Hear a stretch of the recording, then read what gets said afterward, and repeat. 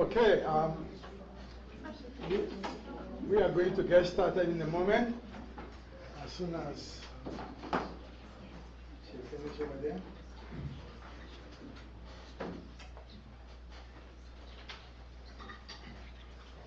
Sorry, we're running a little behind. We are going to get started.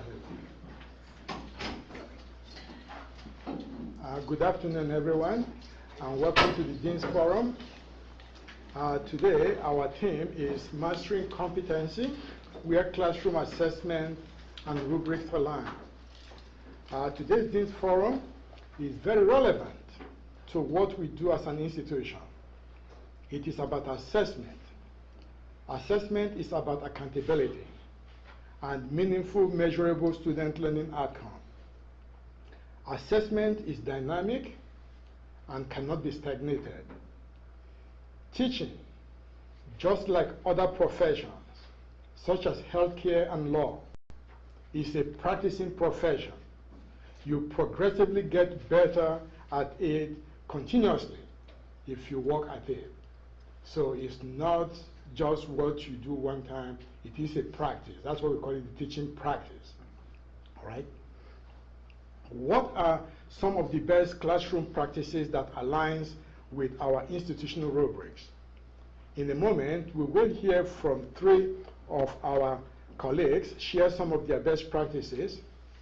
But before we do, let me share a few insights of what and how we could enhance our best practices.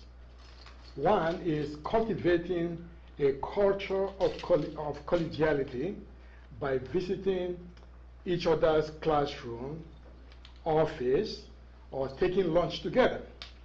Sharing honest ideas could be innovative after all. All right?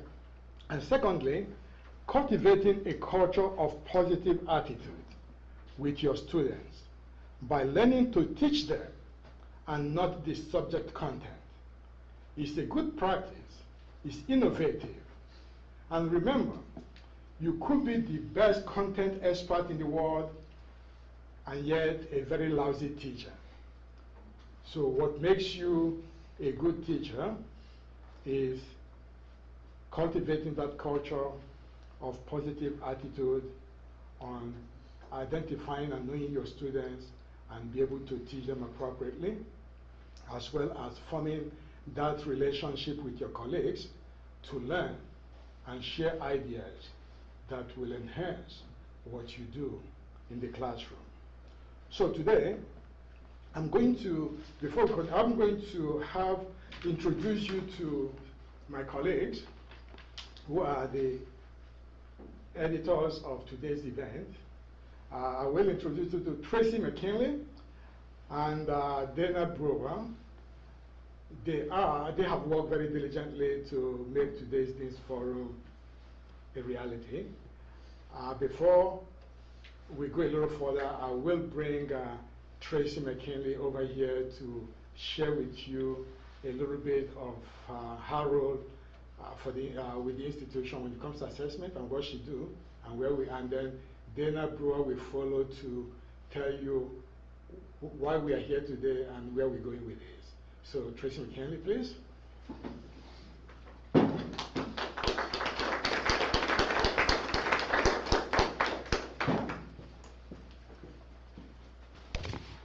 Thank you, Dr. Ibe, for your dedication to hosting this forum monthly and giving us an opportunity to have a platform to share those ideas on best assessment practices.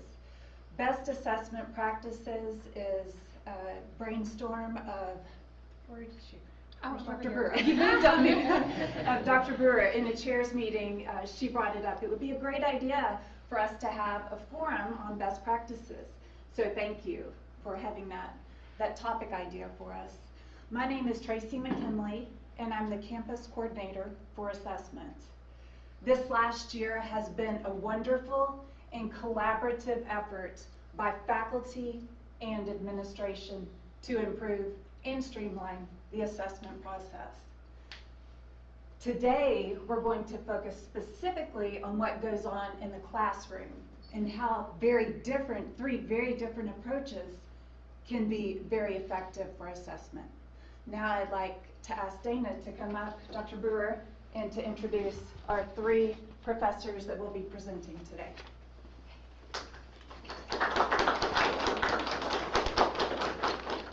Thank you all for being here. Thank you, Dr. Ebay and Traci, and most importantly, thank you to my colleagues for agreeing to do this.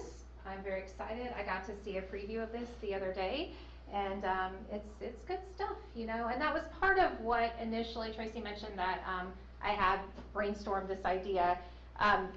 Not quite my idea necessarily, but when I was serving as assistant chair, I had the opportunity to go to a number of different conferences.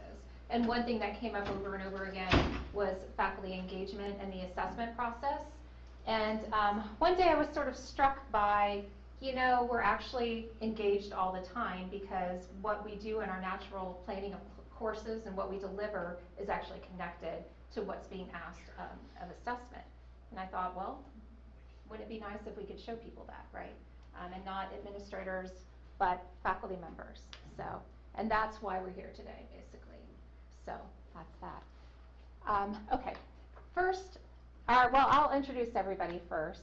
First we have Dr. Laura Mcbride, and we have Heidi Mcdonald and Jennie Jones. And then, if you're ready, are you ready? Okay. I'd like to introduce Dr. Laura Mcbride. Dr. Mcbride is currently serving in the Humanities Department and teaches English courses at Weatherford College at the Wise County campus. This is the start of her 3rd year here, and I'll let you go. All right. Well, I'll say thank you to Dr. Ebay and to Dr. Brewer and to Traci McKinley, who I just met today, for asking me here today. I'm excited to present to you.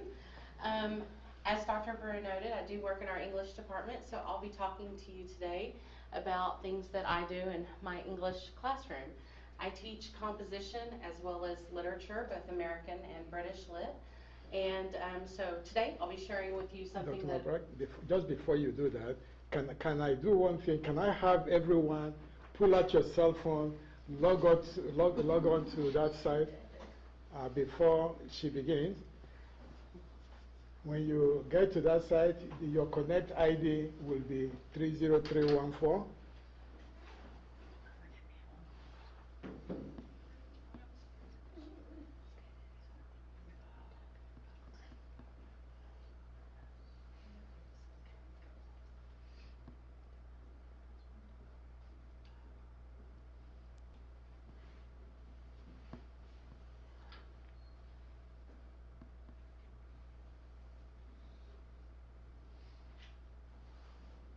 Let's see who is the fastest to get in. Who is the fastest? Raise your hand if you have gotten in. Ah, okay. All right.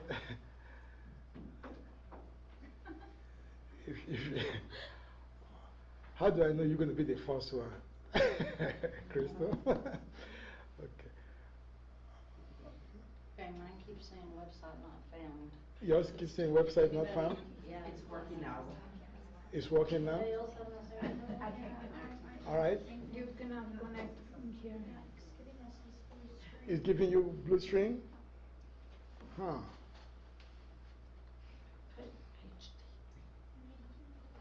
Okay, can you just drop the www, just put srs.campuslab.com?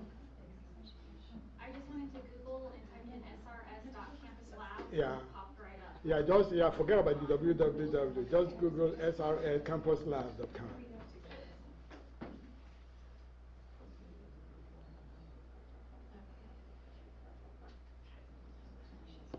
Any luck? Yeah. Good. Yeah, if you put the https:// that works too. Okay.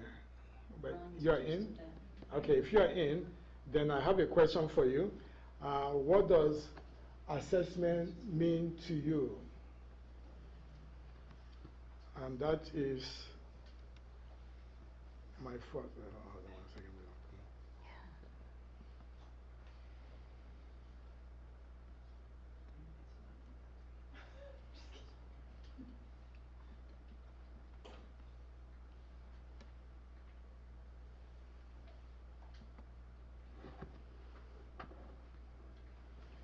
I want to talk this out.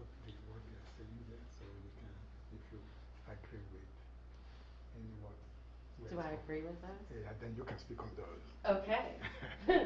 Yes. Assessment does encompass all of those terms, and I think all of us as teachers use those every day.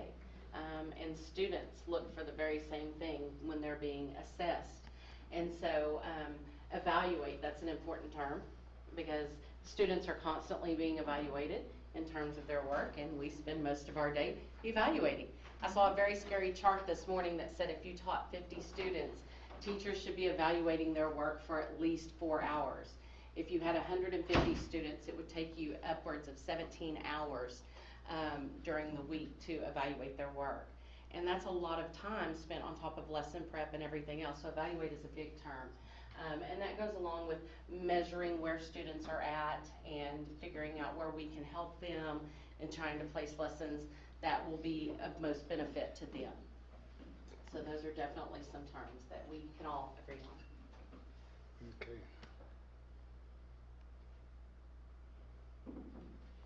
Okay, so where I'm going to start today is one of our rubrics, and I chose the Teamwork Rubric because this is something we do often in my composition class. And this is the entire rubric for the teamwork, so there's a lot to take on here. Specifically, I'm going to be looking at one specific criterion, that's Criterion 3. And so we have a category where they meet expectations, students meet expectations, or students do not meet expectations. And so I kind of just wanted to look at that with you for a second. One of the criteria for meeting expectations is the student listens to or reads the contributions of others, showing consideration of the merits of ideas presented by other group members. So if they do that, we're going to look at them as meeting that expectation. And whenever it comes to their essays and so forth. Let me go back one. And then to not meet expectations, there we go, thank you. They do not listen or read the contributions of others. They are not taking them in. They do not show consideration of the ideas presented by the group members. So with that in mind, that's the criterion I'm going to be looking at today and how that relates to teamwork. It's so nice to have somebody change my slides for me. I'm not used to this. My nods need to get better. So how I chose to present this to you is in the form of an assignment we do in my class. And so for essay number 1, we ask students to work through the stages of planning, writing, and revising an essay. And to do that, they pick a scholarship question or an admissions prompt, and that can be chosen from any college that they choose. And it's generally up to them to find that. And so what I find with those questions, students pick generally admissions questions, and they generally ask something about, tell us about a time that you were proud of yourself, or what is your goal, or what is an obstacle you have overcome. It's usually of a very personal nature, although it does not have to be. But that's generally what my students I've seen kind of go with. And so they take off on this platform and they write an essay that's 750 to 1,000 words, and that constitutes the first portion. So they have the assignment and they get ready to work on it, and they do that individually. They do their research, they find their prompts, they put their rough draft together. When their rough draft is complete, we have a date that we all come back together as a class and we perform peer review. Now, peer review looks a little different for different teachers because we all are focusing on different things. This one just happens to be mine. And so you can see here, there's a lot of questions. This is actually on a front and back sheet. And so what we do is I ask the students to partner to get into a team. They can have one partner, they can have 3, and they can switch their essays around. But the main thing is that they're working as a group, as part of a team, to check each other's work, to show consideration of others' ideas, and for them also to get used to working with someone else in that kind of a setting. It's always great to have an extra pair of eyes to look over their essays anyways, because sometimes you've worked on an essay so long as a student that you don't pick up on the things that you've missed. We do that even still. So these are some of the questions that I ask them. The process works like this. When they sit down, they trade essays. And the first thing I ask them to do is just look at the things like formatting and their heading and things like that. Once they've done that, I ask them to please read through the essay. And just without saying anything at the very moment, just read it. Show consideration of the ideas, the argument, all the work that has been put into the essay. And then it makes it really quick for them to go back and start correcting. Oh, I saw a misspelled word there. They needed a question mark there instead of a period, you know, those kind of things. And when they're done with all of that, then they take that sheet that I was looking at back there, and this one right here, and they answer these questions. And it's kind of a guiding way to give the students even more feedback. It's not just a matter of correcting their essay, it's to give them this feedback. Does each paragraph support their thesis? Because we explain the importance of that. What can you learn about your own writing? That's a really good part of teamwork, and that's a very leading question to ask them to take in what it is they saw from their colleagues or their peers' paper and say, what can I do better? Or what did I like about their style of writing? And how could I use that for good for mine? And then there's other things, you know, to make sure that they're staying on top. What is the most interesting about their essay? How does it apply to you as a reader? So they're specifically being asked questions not just to correct the person sitting across from them, but also to make them think about their own writing, to recognize some of the things that's going on in their own writing. And they play a very valuable role in each other's work here. And so, thank you. So one of the things that I wanted to do today was kind of to give you a little bit of that experience. And of course, you're not being graded, although I might. I don't know, let's see. But here, I'll hand these out, and if you'll just pass them down. You certainly don't have to, but I have on the board here, this is a corrected version right here. Here is the uncorrected version. So if you were looking at a person's paper, it may look something similar to this. Stay close to the microphone. I'm a newbie. I'm learning.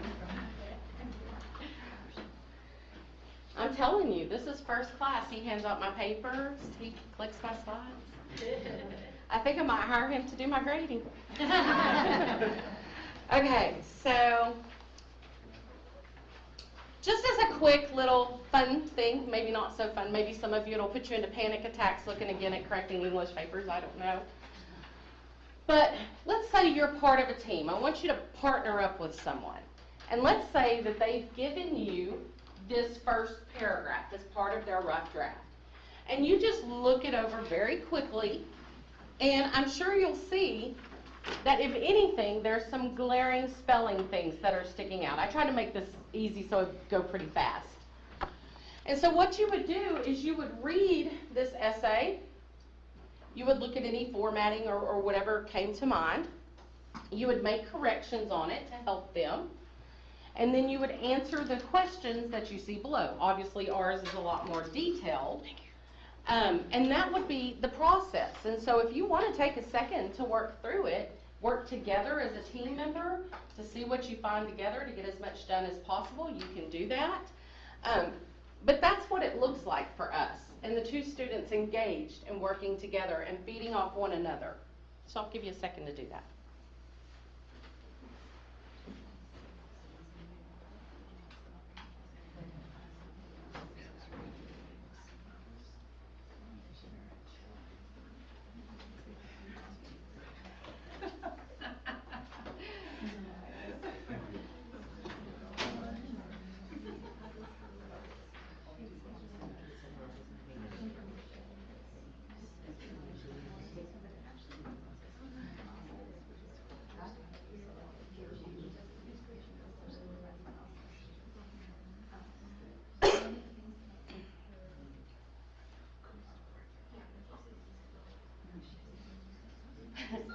I hear the English teachers talking about the thesis back there.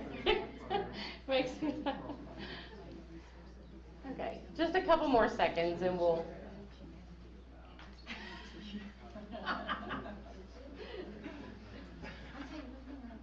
If you have a second, you may even think about a couple of the questions at the bottom and how you would answer those. You know, and the point of this is, where question 1 says, summarize the main idea of the draft briefly in your own words.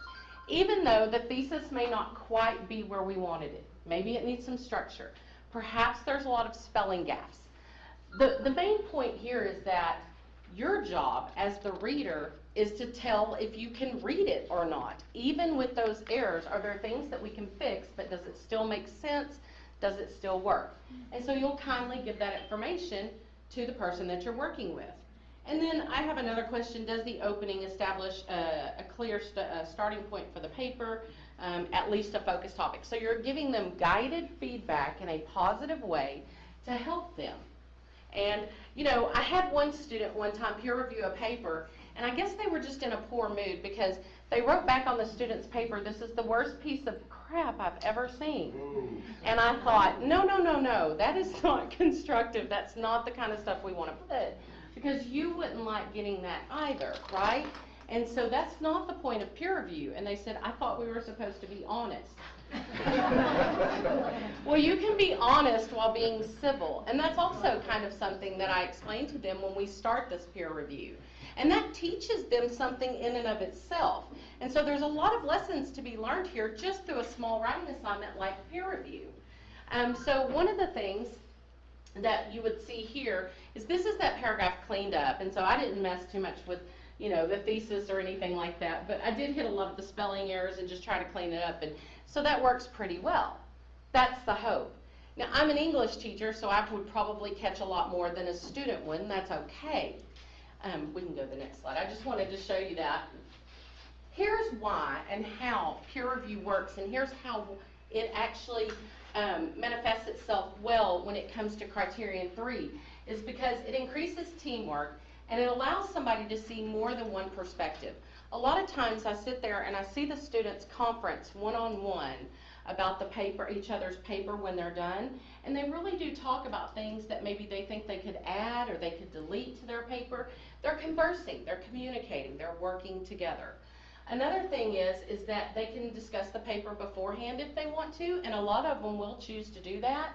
A lot of times, some students at the beginning of peer review feel slightly embarrassed about sharing their paper, and so they feel the need to preface what they wrote about and why. And that's okay too. And then again, if they're writing about a very personal situation, then I can peer review their paper, because sometimes they will share very personal details about their life, and we appreciate that, to be so vulnerable in their writing. But I don't want them to lose that valuable part of peer review, so I become their colleague in peer review. Another thing is that, like I said, it's good for them to conference after they're done so that they can talk about what was found and what wasn't.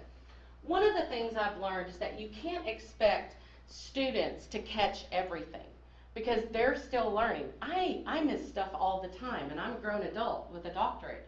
And so I can't certainly expect my kids to catch absolutely everything, and that's not the point on this. It says, think about the important elements you want them to see in their essays whenever they're writing. Look for things like those complex thesis statements, those topic sentences, just putting words together, catching spelling. A lot of times we have spell check on our computers, but that doesn't quite pet it. We know that it misses some things depending on what you put in. And so it's good for somebody to point that out to them. It says in here, I asked students to find the author's thesis and restate it in their own words. Any lack of clarity in the original thesis is usually reflected in the translation. And that's something that they can work on too. Having somebody to read your essay, not just for spelling or punctuation, but just clarity in the understanding of it, will help quite a bit. One of the tools that I heard one student offer another one was, hey man, if you don't think that you can read it at home because you're not catching something, stand in your bathroom. If you don't want people to hear you, turn on the shower and read it out loud. You're going to hear all kinds of things that you didn't catch when you were just silently reading it. And so I heard the guy go home. I mean, he went home and he came back the next class, and I heard him say, dude, that seriously worked. I stood there and read my essay out loud, and I heard things that I didn't see. I consider that part of an ongoing collaboration. If not for that one tidbit of information, he might not have done that, and I thought that was really, really cool. How does this work with teamwork? This shouldn't be about the only time students talk with each other. It teaches them to develop this scholarly camaraderie far beyond the writing classroom, and although it's helpful, we know that as they move along their education, they're going to be strapped with a lot of group projects here and there. And one thing students will say is, I work alone. Well, no, you don't. They don't like to work together, but it's kind of the nature of the beast that we have to do those kinds of things. And so it teaches them how to do that, and it also teaches them how to not just look for the number in a grade, but look at the holistic picture. So that's how I apply teamwork to my writing assignment. Thank you. Thank you. Any question? All right. We will have time for questioning, but Dr. Brewer, come on up. Okay. But while Dr. Brewer is coming up, we have to answer the second question on your, go back to your,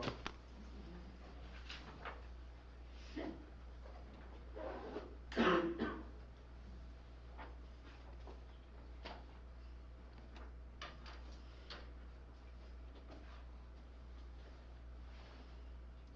you build assessment rubric? This one will be for the faculty members. I will share. Do you build assessment rubrics into all your courses each semester? And that's what we want to know. Yeah, that one was there before. We looked at it there.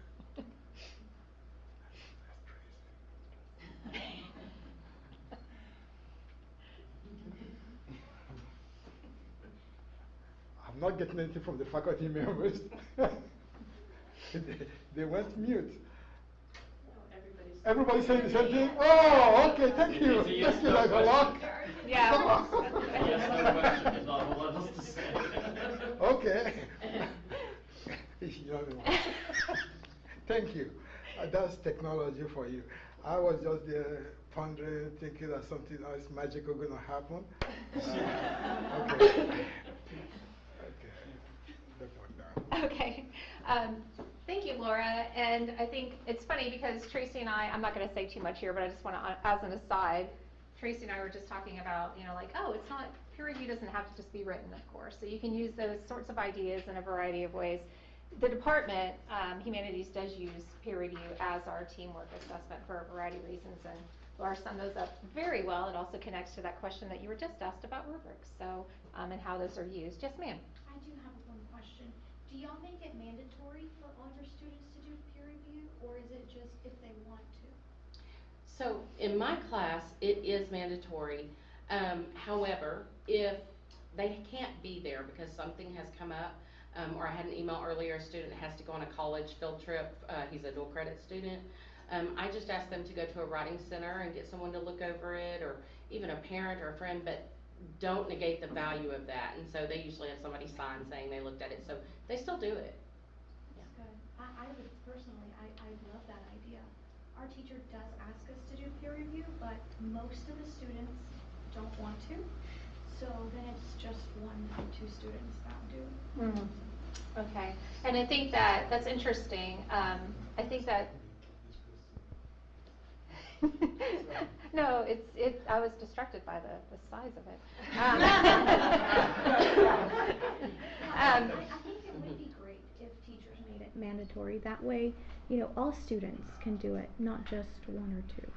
No, I think that makes sense. And I think, as Laura showed, and I know I do in my classes, and some of my colleagues are here too, if we have guided questions, I think that helps a lot with peer review, because then students actually don't, it's not so much people not knowing how to give advice. If we write specific questions, that tends to help.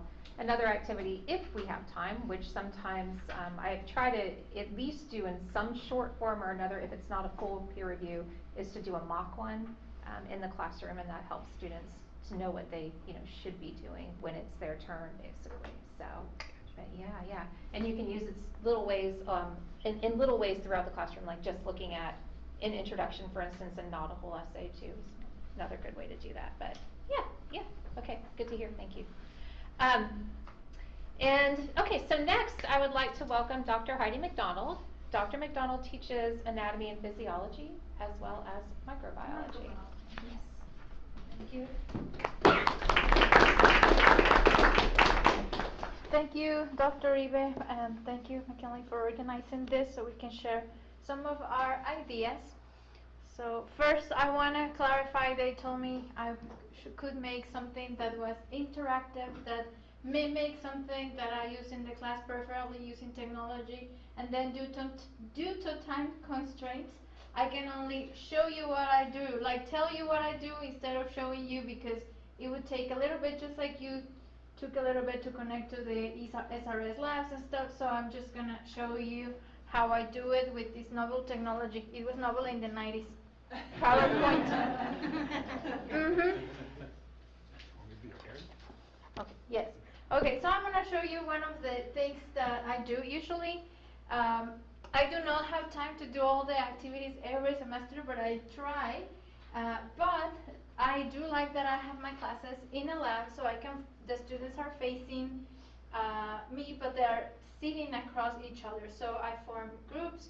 So I form 4 groups, or for example, this semester I only have 16 students, so I have 3 groups form, and they can do different activities together. A lot of these activities are not part of the formal assessment. I just use them as part of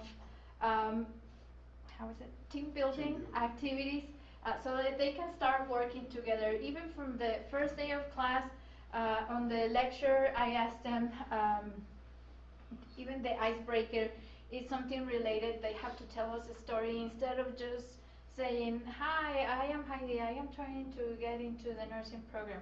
Instead of just saying something very generic like that, I ask them to tell me a story. So they start making connections from the first day. So we do something like identify tissues that are presented.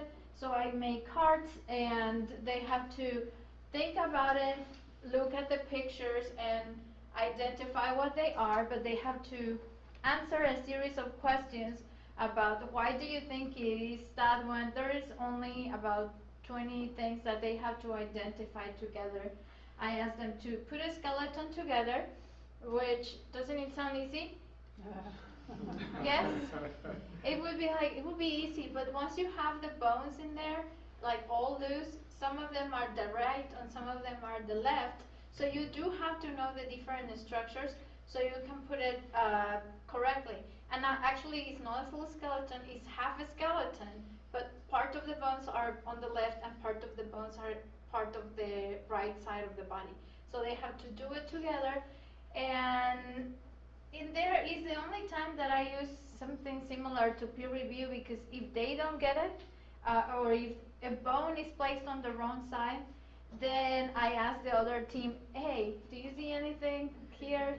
Can we fix it?" And the other team helps us fix it. So I really like that activity because it helps them identify the different markings they have to, or there's given set of blood vessels. So those are just mini activities. What I use mostly in the classroom, this is the part that I couldn't show you. I use a program called Nearpod, where I can just run it from my phone, right? This is just a screenshot, but here I can run it from my phone and I can see the responses. I usually run it, it's crazy because I have the phone, the iPad, and the computer at the same time running in the classroom. I had to get there like 10 minutes early just to set everything up. But this is the student view, so they can enter their information, because it's gonna be shared in real time with the classroom. I just ask them to please be respectful. If it's gonna show their username, please use something that is decent. And a clean name, right? Because before people have used strange names, letting me know how they felt about my class. So I was, okay, please be respectful. So this is an example of one of them. I'm gonna show you. That is the instructor's view. No, that is the student's view. So they can enter.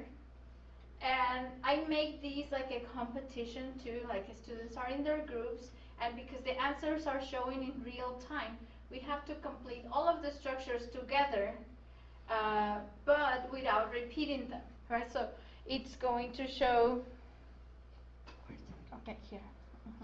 It's going to show like this, right? So that's the little squares that you cannot read it, but it shows their answers, right? So if an answer appears while they are thinking, well, they have to think of another one until we finish. If at the end there's gonna be 2 or 3 that they never think about, and I ask them, "Hey, what about these?" So I start giving them ideas to add more I really like these collaborate boards because it's a whole class activity at the same time that it's a mini group activity. We do another one. It's collaborating the whole classroom. I always think of this one that is a little childish, and I bought it to do a presentation, an outreach presentation a long time ago for like middle schoolers when I was working somewhere else. And I think, oh, this is a little childish, but for some reason the students love it. I have a student a day before the exercise.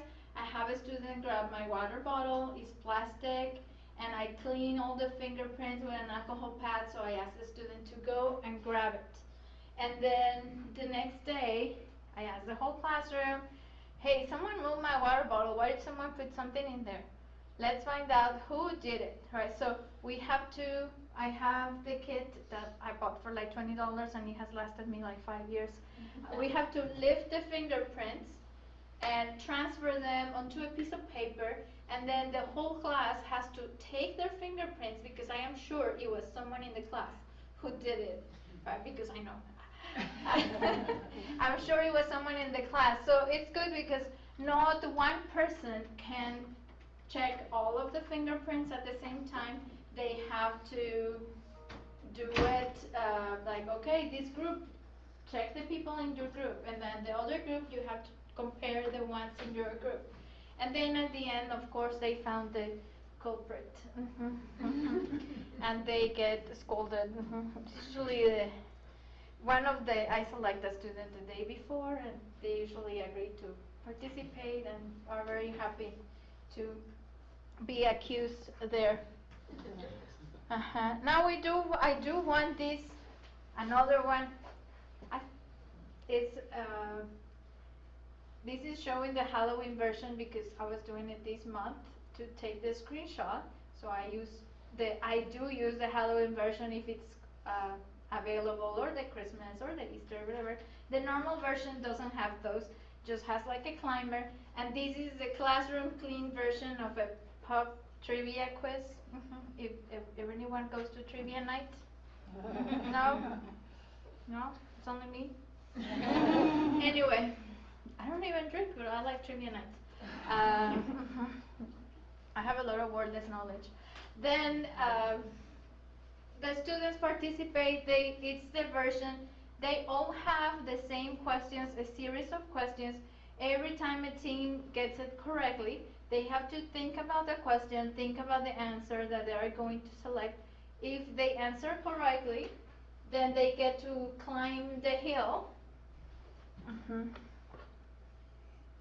That's how it shows. At the end, we see, okay, who won, and who won second place or third place instead of who lost. And this is a student view, so they see it as the questions, and they answer together. I used to do, and I really liked that it was a student's idea, that I used to do it sometimes where it's like, okay, we're gonna play for 0 points, and they still love it. And sometimes it's like 3 points in the exam to the winner, right? Whoever gets the most points is gonna get 3 bonus points. So I do it, and it was a suggestion of the students. Now that I have 3 teams, for example, this semester, they said, well, the second place should get 2 points, and the third place, the last place, should get 1 point, right? So I'm like, oh, that's actually kind of good, because they get at least 1 point for participating, even if they didn't win, but whoever was not in class, well, they get 0 points. I like that one. We do snowball. They have to draw a ball of paper and connect ideas together. If they cannot think of an idea, they have to, the rest of the class will give them hints, like, okay, now it's your turn, give the person a hint, and until they get the whole thing. Which leads, by the time we get to the one I use for assessment, they are usually friends.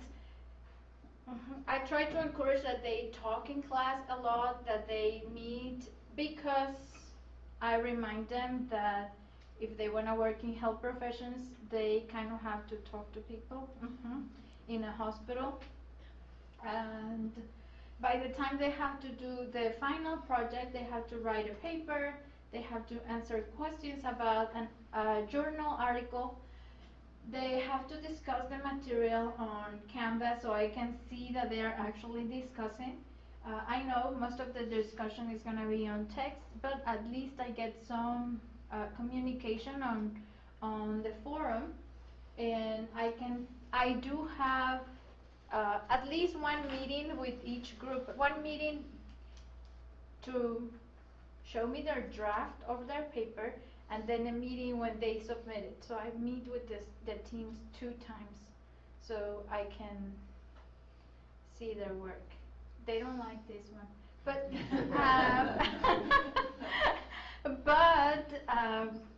the thing, it's by having the teams throughout the semester and having to work together, having to share a microscope and doing all of those activities, I think it makes the final project a little easier on them, right?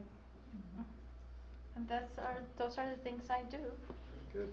Thank Thank you. you. All right. While Dr. Brewer is coming again, we have another question for you. Would you like to share your assignment with your peers? We know what that answer is going to be. Now I know that. I wish we'd just get bigger or something. Like the more yeses, the bigger it gets, you know? Yeah. I would like to share.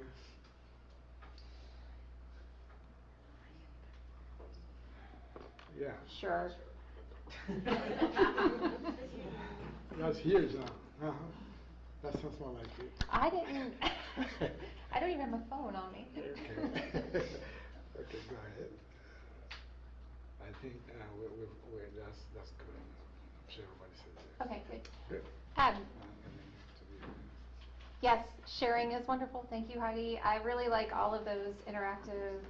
Did you guys like those? Those are pretty cool. So a lot of fun stuff, and I think sometimes we forget. I know you said a couple of times, like, oh, this is something I did in middle school, but it always works. Like I would like it in a meeting. So so I think that's good. Well, our final presenter today is Miss Jennie Jones. She is currently serving as an assistant professor of American government and history, and she is also qualified to teach English, which I did not know until this. She's in her 3rd year here at Weatherford. Jennie? Thank you all for being here. I am in the social sciences department, and you may, I'll do it, but thank you. I'll give you a little time off. There are 3 disciplines in our department. There's history, government, and does anybody know the 3rd one? Anybody who's not in our department? Geography. Philosophy. Economics, very good, Dr. Brewer, yes, economics. So I'm more familiar with the history assignment and assessment and the government one, and the economics, because it involves qualitative, I'm not there. So in the history assignment for assessing whatever element they're assigned to assess, the history professors have a static assignment. So all the history professors choose from a commonly decided on assignment, generally addressing some big question regarding history. I think for American history too, it deals with the Equal Rights Amendment. And then all the students read the same, at least some of the same, all the same required sources, and then I think they may be able to come up with some other sources on their own. For government, it's not a static assignment. And this is my first semester teaching a history course, so I'm definitely more familiar with the government assignment, so that's what I'm going to be talking about. And in the government assignment, we all have to have our students meet certain objectives, or at least be aiming to meet certain objectives. But there is a good bit more leeway as far as what type of question you're trying to have them answer in the essay, because that is what, just like Dr. Mcbride mentioned, in our assignment we have them do an essay. And our essay has 3 components to it. The first is understanding sources, where for my part of it, they watch videos on how to evaluate sources, and they read a website that provides text backing up what those videos said. And we talk about evaluating sources as well. I have Ms. Rankin from the library come in and talk to students about how to evaluate sources. And then I introduce them to the big question that they are going to try to answer. And it is not an easy question to answer. But after they have attempted through the outline and then through the finished essay, components 2 and components 3, then they will have a much better grasp about thinking about this topic, but also, of course, be much better prepared to do the critical thinking required at the next level. So, without further ado, we'll look at this question. What causes economic inequalities among groups? And we're looking at racial and ethnic groups. So, with that, I actually have 3 parts to the question, and we have a class period in which we talk about all 3 parts of the question, so that they should clearly understand the question once our class discussion is over. And we're just going to, because of time constraints, we're just going to look at this one part of the 3-part question today. So it's historically, looking at it through history, what are the causes of economic inequalities between and among racial and ethnic groups in society? In all of them, in all of the essays that students write for our department, they, or at least the history and the government, I'm sure they do this for economics as well, they look at least 2 opposing viewpoints on a question. For my class, one viewpoint is the dominant viewpoint, which is covered in the textbook, and then I give them other sources that give them that present evidence and arguments that the textbook did not present. And that is particularly what I'm looking for them to do, is to be able to say what both sides, the textbook and the other sources, what their main arguments were, and their strongest arguments, and what their weakest arguments were, and what the evidence was that they had for those arguments, or at least some of the major evidence. Because how can you really evaluate an argument, and this is not a ranting kind of argument, but a thoughtful discussion of several sides of a question, how can you really assess that if you have not considered the evidence for that argument? You don't know whether it's a good argument unless you've looked at the evidence. Now you might be wondering a little bit about the other sources that I give them, and the other sources that I give them are based on 2 prominent scholars in America, Walter Williams and Thomas Sowell, Thomas Sowell wrote both of these, but I also assigned them a book by Walter Williams. And they don't have to read the whole book, they are just assigned a chapter or 2 out of these 4 books. And Walter Williams and Thomas Sowell have looked at this question. They've studied it throughout history, what has been, looking at different societies, where have there been disparities between different groups. What do we mean by economic disparities? Maybe we should map that out first. Income, somebody said it. Very good, yes. Why does one group make significantly more than another group? And by the way, these are both African American scholars, and they have looked at this question from a historical perspective, and they've also looked at it from a global perspective. So you are getting quite a bit when you read the work that they've done and looking at this question. Well, this question is part of what they're looking at. So that's the one part of the question that we're going to spend a little more time on. And then the next part of it is, now once you know what causes them, are these inequalities due only to discrimination, or are there a lack of other factors that are necessary for economic success? Or one of the terms that they use is prerequisites for economic success. Why an individual tends to be successful in what they seek to accomplish, or the line of work that they go into, or why one people group. They even look at nations as well. So let's think about these factors that they look, well, actually, before we look at the factors, I'll tell you that the textbook says, focuses on discrimination. And the textbook has the view that what is needed to fix these inequalities is more legislation.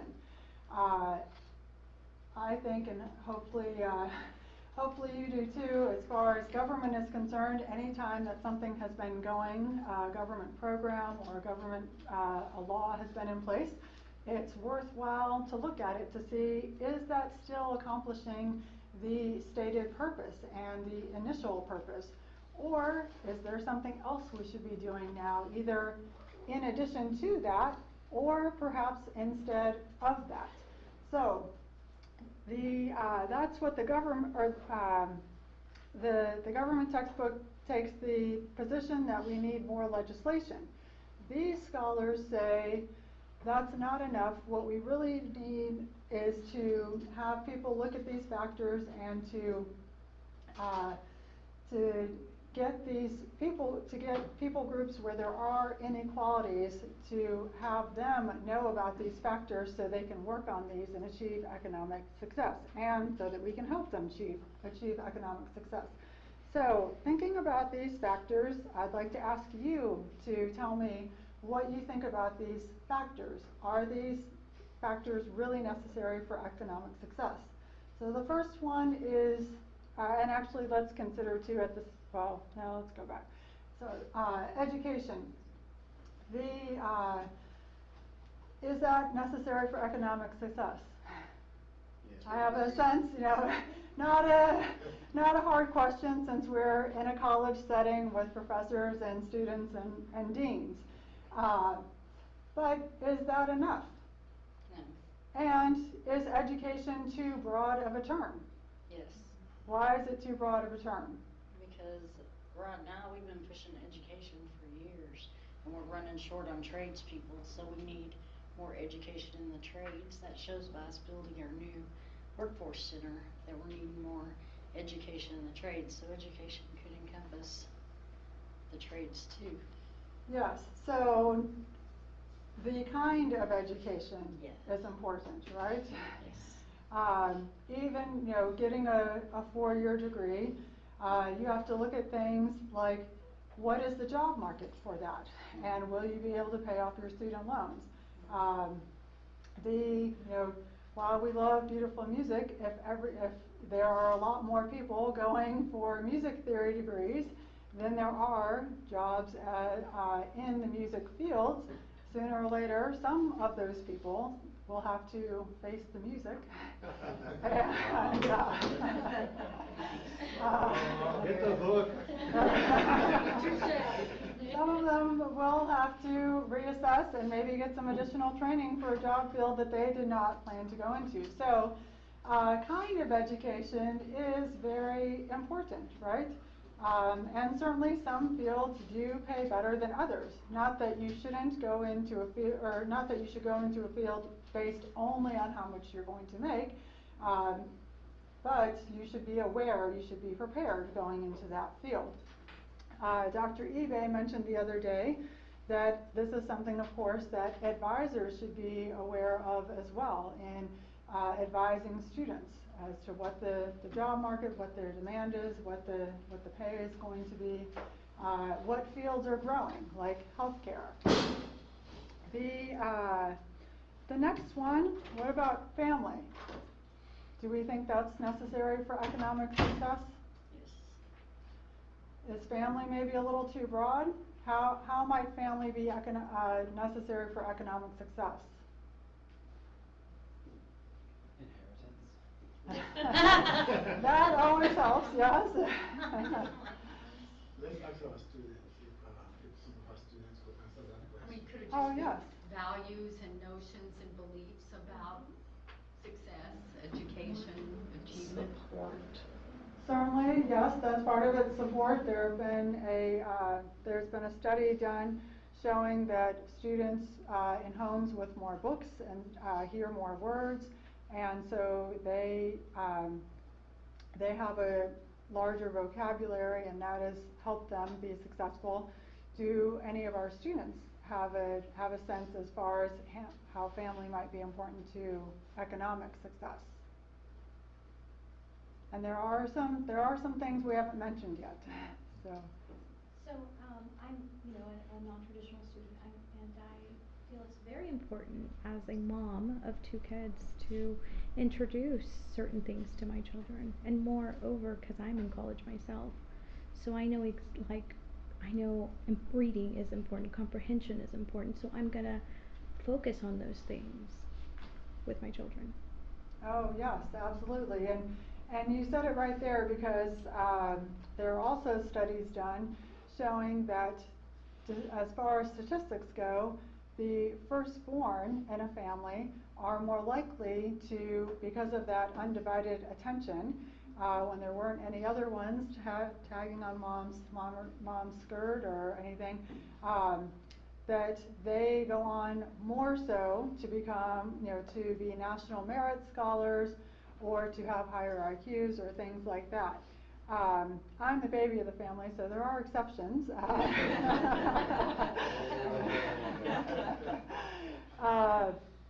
But certainly that is a big part of it. Family support in one way or another. Maybe families loan each other a little bit of money rather than getting it all through student loans, or work in the family business or whatever sense, but also definitely from an early age on, having that parental attention is a key factor.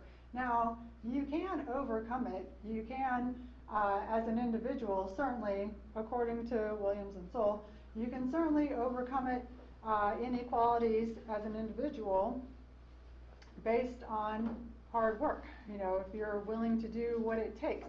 But it will be a lot harder for you if you don't have these other factors. What about culture? Is that important? And what might we mean by culture as far as helping with economic success? Whether local or national, whether it supports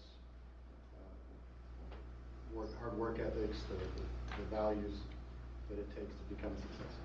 Yes, cultures teach you to value something. They may teach you the importance of working long, or maybe working hard, or maybe doing jobs that other people are not willing to do. The Chinese, one of these two books is Ethnic America, in which Thomas Sowell looks at different immigrant groups in America and looks at their histories, where they immigrated from, what types of people, like what types of occupations they had, coming here with all the disadvantages, maybe not speaking the language, starting out at the bottom of our society, and yet working their way up. Groups like the Chinese, who outperform, who have the highest rate of economic success. The Jews, of course, Nigerians, blacks from West Indies. A number of groups have come to America and done very well. The Japanese in Brazil. Well, actually, let's start with the Germans. The Germans, there was a big migration of Germans to Brazil in around the time of World War I. And the Germans, because of their culture, the culture and some of their knowledge of farming, they were able to come to Brazil, and within a fairly short time frame, their farms were 4 times as productive as the native Brazilians. The Japanese who came to Brazil, or groups of Japanese who came to Brazil around the time of World War II, they came even later, and their farms are 12 times as productive as the native Brazilians, and of course 3 times as productive as the Germans. They've been there a shorter amount of time. Does your culture teach you that certain types of jobs are not worth doing for you? You know, think about certain cultures look down on physical labor, and yet that is an area where people, you know, think about the show Micro Dirty Jobs. If anybody's ever seen that, you can make a significant amount of money if you are willing to do the work that others are not willing to do. So culture certainly is a helpful factor as to whether people are going to be economically successful or not. And we've already kind of touched on this one, work ethic. What difference, how important might that be in relation to the other factors? Do you think it's the same, equal, or do you think it's more important or less important? More important, one person says, a few heads nodding. Yes. What's that? Less. You think less? Why do you think less? The head start that the others give. What's that? The others are more important. The others are more important? That the others give a head start. More of an impact. Yes. They do get a head start. However, what if, and somebody, maybe it was you who mentioned inheritance a few minutes ago, what if their culture has not taught them to manage that well, or to hold on to it, or to invest it wisely? Does anybody know what the average career for an NFL player is? 10 years. It's 3. Oh, right. Well, 3 at their peak. Yes. So they get there and they think that they're going to continue making that kind of money. You know, they think they're going to be the exception, and if it's not part of their culture, and this goes for others, it's just I knew the numbers on the NFL. If they haven't been taught to save that and to invest it wisely, they're not going to be able to hold on to it. And they might be in the top 1% for those 3 years, but they will quickly, as a number sadly have fallen down and have had to kind of find other ways of making it. What about, there's another one that may help when all of these other, when you don't have some of the others, although it may only help for a little while, we'll see. What about personal contacts? Is that important or necessary for economic success? Yes. How might that be necessary? Access. Access, can we flesh that out a little more? To institutions, people that know other people. Jobs, yes. So you want a job. Opportunities. Opportunity. Also, maybe writing you a letter of recommendation. That generally helps in a lot of jobs to have some type of a personal contact, whether they're recommending you for that job or whether it was somebody telling you about that job. And Dr. eBay mentioned the other day that he had helped bring some of his family members here on the stipulation that they would go into healthcare fields. Because he knew that that's a growing field, it's a well-paying field. And you can see that encompasses several things, right? That was education, that was family, that was personal contacts, and work ethic as well. You have to definitely work hard to do that. Now that we've looked at that, and I think we've kind of encompassed the second question as to how important they are, is personal responsibility involved in these?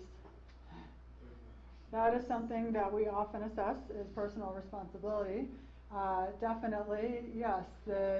Your family can help you get there, but you have to do the work through education. Your family or a personal contact can get you the job, but you have to show up. You have to do what's required to stay there. And the last one we won't go through just for time, but the last one would have been something that the students are trying to address in their conclusion, which is are these factors that the government, what if anything should the government do about this question of economic inequalities given this knowledge? So I'll let you think about that more. Thank you very much. Well, before I let you off the hook, go back to your cell phone and see if you can identify these questions for me. Let me go to that page again. These questions will be very helpful in helping us or guide us into what areas do we need to work on in assessment. What do you feel comfortable with? What would you like more training? So this will help us identify those areas. So please, I urge you to put some thought into answering these questions.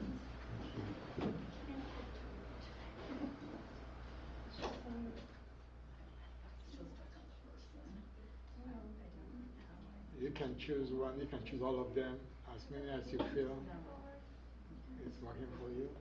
And Dr. Ebe, maybe we could put the SRS site, because I know some of them were not able to get connected, but when they leave, if they can take a screenshot of that site with the login number, yes, and then they could do that questionnaire for us later. Very good. I think that's a very good idea. Very, very good. Yeah, let me bring that back up. In that way, you can complete that at your own time.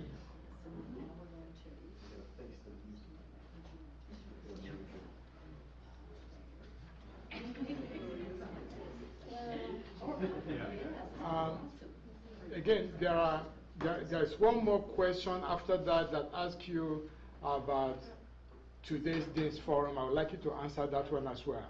All right? I appreciate every one of you for attending today's Dean's Forum. I very much thank our three presenters, Dr. McBride, Dr. McDonald, and Ms. Jennie. I also thank my colleagues, my good friends, Traci, McKinley, and Brewer. And thank you very much to every one of you for attending. And by the way, the last Dean's Forum for the semester is going to be 3 weeks from today because of the Thanksgiving holiday. We are going to have it 1 week early. So 3 weeks from today. The topic, we will be sending that to you in a moment. Thank you so much, and have a good day.